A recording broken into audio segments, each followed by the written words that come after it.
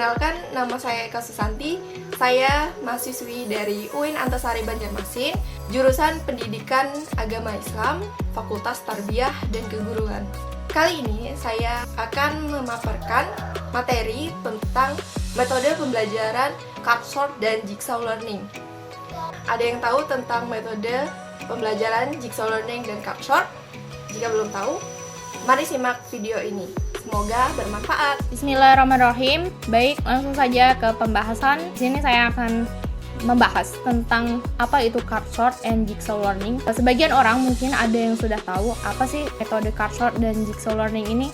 Tetapi sebagian orang juga mungkin ada yang baru tahu metode card sort dan jigsaw learning ini. Karena sebagian guru mungkin juga jarang yang menggunakan metode ini ya. Oke, langsung masuk kepada slide pertama tentang card sort. Apa sih card sort?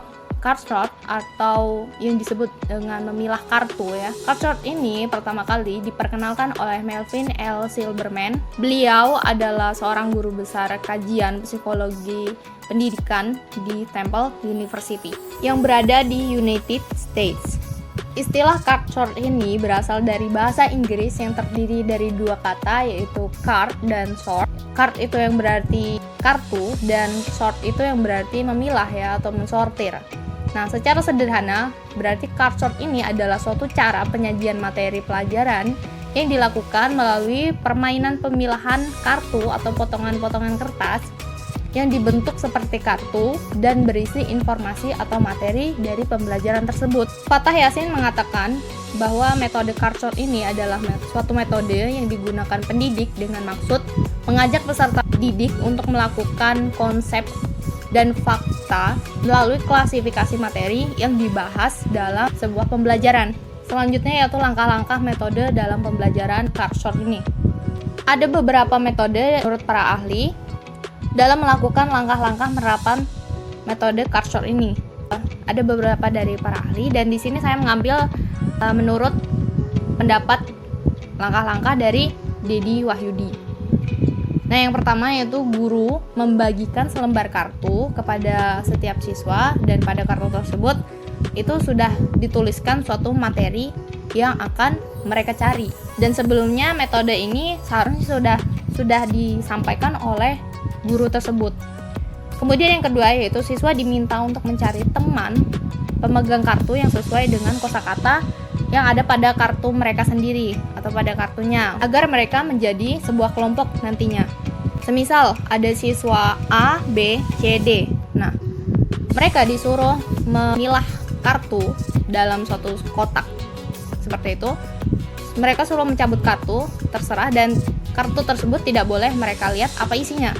Kemudian setelahnya mereka mencari pasangan yang sama dengan urutan kartu tersebut. Misalnya si A tadi, A, B, C, D. Siswa A menemukan kartu yang sama seperti C, kemudian B menemukan kartu yang sama seperti D. Maka si A akan berkelompok dengan si C dan si B akan berkelompok dengan si D. Setelah siswa berkelompok dalam satu kosakata atau masalah masing-masing, kemudian yang keempat, siswa diminta untuk menempelkan di papan tulis bahasan yang ada di dalam kartu tersebut berdasarkan urutan-urutan bahasan yang dipegang oleh kelompok itu sendiri. Seorang siswa pemegang kartu dari masing-masing kelompok itu untuk menjelaskan dan sekaligus mengecek kebenaran urutan tersebut.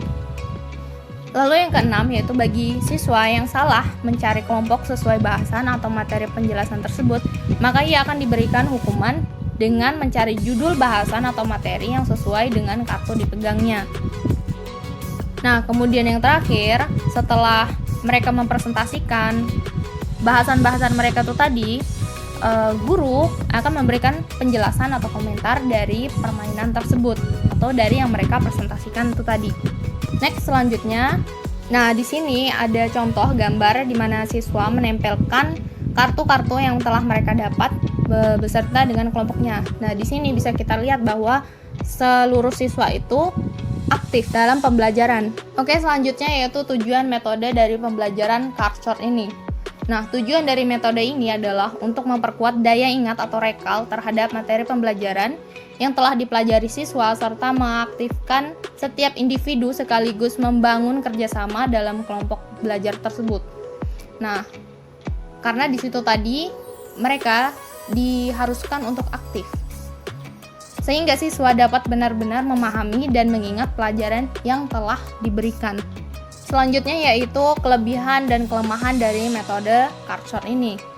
Ada beberapa kelebihan dari metode Card, yaitu yang pertama, guru mudah menguasai kelas. Kemudian yang kedua, mudah mengorganisir kelas karena semua siswa itu ikut berkontribusi dalam pelaksanaan pembelajaran. Berbeda halnya dengan metode ceramah misalnya, yang mungkin hanya sebagian siswa yang antusias dan sebagiannya lagi mereka melakukan hal lain atau tidur biasanya, yang membuat siswa tersebut bosan. Yang ketiga yaitu mudah dilaksanakan. Keempat, dapat diikuti oleh siswa yang jumlahnya banyak karena bersifat kelompok. Yang kelima yaitu mudah menyiapkannya, karena hanya satu kali pembentukan kelompok. Kemudian yang keenam yaitu guru mudah menerangkan materi dengan baik. Karena di sini guru akan menjelaskan di awal dan di akhir pembelajaran. Karena yang disampaikan nanti adalah hal-hal penting atau poin-poin penting dari pembelajaran tersebut. Kemudian yang ketujuh yaitu siswa lebih mudah menangkap materi dibandingkan dengan menggunakan metode ceramah. Yang kedelapan adalah siswa lebih antusias dalam pembelajaran karena semuanya itu tadi berkontribusi menjadi kelompok dan harus bertanggung jawab terhadap kelompoknya. Yang kesembilan yaitu sosialisasi antar siswa akan lebih terbangun dan lebih akrab setelah menggunakan metode ini. Contoh semisal sehabis pembelajaran mereka istirahat keluar, di situ mereka akan masih mengingat karena metode yang digunakan membuat antusias peserta didik. Kemudian yang 10 yaitu meminimalisir model ceramah yang akan menyebabkan siswa itu jenuh. Selanjutnya yaitu beberapa kelemahan dalam metode Card ini. Yakni yang pertama, adanya kemungkinan terjadi penyimpangan perhatian siswa, terutama misalnya apabila terjadi jawaban-jawaban yang menarik perhatian dan justru itu bukan jawaban yang termasuk dalam sasaran tujuan yang diinginkan. Dalam arti terjadinya penyimpangan dari pokok persoalan atau pembahasan semula atau pembahasan awal. Apa yang ditanyakan biasanya jawabannya akan berbeda dari apa yang diinginkan, begitu. Kemudian yang kedua yaitu membutuhkan waktu yang lebih lama atau banyak menyita waktu, terutama untuk mempersiapkan metode pembelajaran tersebut. Kemudian yang ketiga yaitu selama kriteria keberhasilan belajar ditentukan oleh kemampuan siswa menguasai materi pembelajaran, maka metode pembelajaran Card ini akan sulit diimplementasikan oleh setiap guru. Karena di dalamnya nanti saat pencarian materi pembelajaran di dalam kelompok, mereka diizinkan untuk mencari sumber-sumber materi mereka di internet atau di buku-buku perpustakaan. Oke, selanjutnya yaitu tentang metode pembelajaran jigsaw learning atau pembelajaran zigzag. Secara bahasa, arti jigsaw dalam bahasa Inggris adalah gergaji ukir, dan ada juga yang menyebutnya dengan istilah puzzle, yaitu sebuah teka-teki menyusun potongan gambar. Pelajaran dengan model jigsaw ini mengambil cara seperti pola sebuah gergaji ya. Mata gergaji itu kan polanya zigzag, runcing-runcing. Nah, yakni siswa melakukan suatu kegiatan belajar dengan cara bekerja sama dengan siswa yang lain untuk mencapai tujuan bersama. Dan di sini semua satu kelas, semua orang itu akan berkontribusi di dalam pembelajaran ini.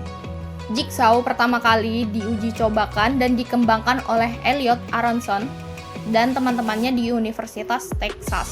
Nah, kemudian diadaptasi lagi oleh Slavin dan teman-temannya di Universitas Johns Hopkins. Nah, Elliot Aronson ini adalah seorang psikologi Amerika yang telah melakukan percobaan pada teori disonansi kognitif dan menemukan jigsaw classroom. Nah, teknik pengajaran kooperatif yang memfasilitasi pembelajaran sekaligus mengurangi permusuhan dan prasangka antar etnis. Next, selanjutnya yaitu langkah-langkah metode jigsaw learning. Yang pertama yaitu pemilihan materi yang dapat dibagi menjadi beberapa bagian. Kemudian yang kedua yaitu guru membagi siswa menjadi beberapa kelompok kecil atau yang dinamakan dengan kelompok asal, sesuai dengan bagian materinya. Kemudian yang ketiga yaitu setiap kelompok mendapat tugas membaca dan memahami materi atau subtopik yang berbeda-beda. Setelahnya mereka membahas yang keempat, yaitu setiap kelompok asal itu mengirimkan anggotanya ke kelompok lain atau yang disebut dengan kelompok ahli. Kemudian setelah pembahasan selesai, para anggota kelompok kemudian kembali kepada kelompok asal dan mengajarkan pada teman sekelompoknya pengetahuan apa yang telah mereka dapatkan saat pertemuan di kelompok ahli itu tadi. Pada kelompok ahli, mereka akan membahas subtopik yang berbeda lagi. Yang keenam, selanjutnya, masing-masing kelompok atau dilakukan pengundian salah satu untuk menyajikan hasil diskusi kelompok yang telah dilakukan agar guru dapat menyamakan persepsi pada materi pembelajaran yang telah didiskusikan tersebut.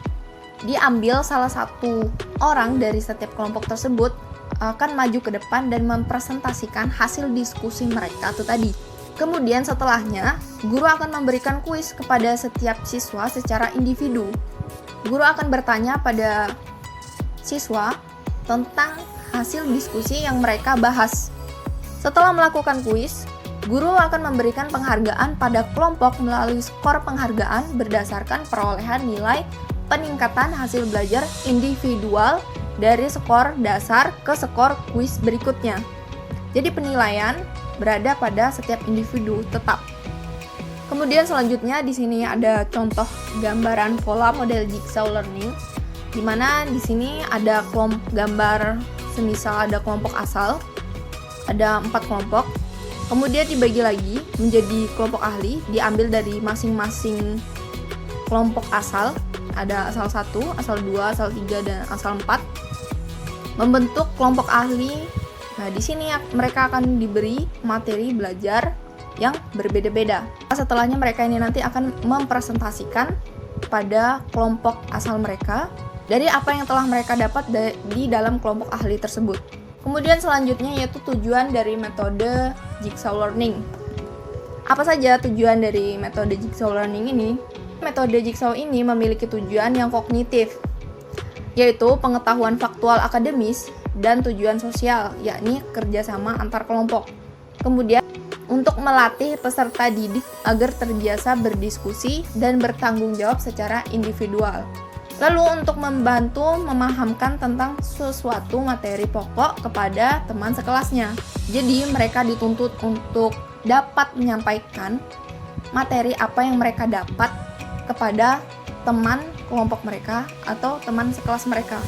Jadi di sini seluruh siswa sangat diharuskan untuk berkontribusi dan bergerak aktif dalam pembelajaran. Selanjutnya yaitu kelemahan dan kelebihan dari metode jigsaw learning ini. Ada beberapa kelemahan metode jigsaw learning ini, yaitu yang pertama, memacu siswa untuk berpikir kritis. Yang kedua yaitu memaksa siswa untuk membuat kata-kata yang tepat agar dapat menjelaskan kepada teman-teman lainnya. Nah, hal ini akan membantu siswa dalam mengembangkan kemampuan sosialnya tersebut. Kemudian yang ketiga yaitu diskusi yang terjadi tidak didominasi oleh siswa-siswa tertentu, tetapi semua siswa itu dituntut menjadi aktif. Kemudian yang keempat yaitu jigsaw learning ini dapat digunakan bersama dengan strategi belajar yang lain, misalnya di dalam strategi induktif dan deduktif. Dan yang kelima yaitu jigsaw ini mudah dilakukan. Kemudian ada beberapa kelemahan dari metode jigsaw ini, yaitu yang pertama, kegiatan belajar mengajar membutuhkan waktu yang banyak dibandingkan dengan waktu metode ceramah. Dan yang kedua yaitu guru membutuhkan konsentrasi dan tenaga yang lebih ekstra karena setiap kelompok itu membutuhkan penanganan yang berbeda-beda. Semisal dari mereka bertanya tentang materi atau pembahasan mereka dan dalam topik yang berbeda-beda seperti itu, dan guru harus bisa menjelaskan apa yang akan mereka lakukan dan apa yang akan mereka cari. Oke, sekian dari saya. Semoga materi kali ini dapat bermanfaat bagi kita semua. Dan semoga metode ini dapat kita terapkan dalam pembelajaran para pendidik di seluruh Indonesia. Sekian dari saya. Wassalamualaikum warahmatullahi wabarakatuh.